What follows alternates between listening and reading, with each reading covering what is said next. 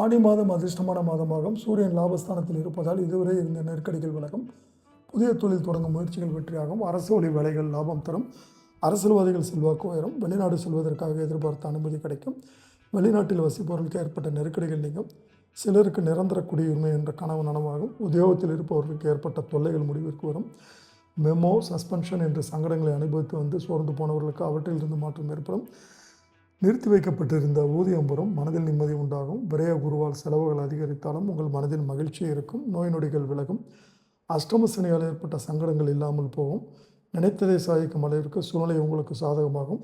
வேலை பார்க்கும் பெண்களுக்கு ஏற்பட்ட பிரச்சனைகள் முடிவிற்கு வரும். எதிர்பார்ப்புகள் பூர்த்தியாகும்.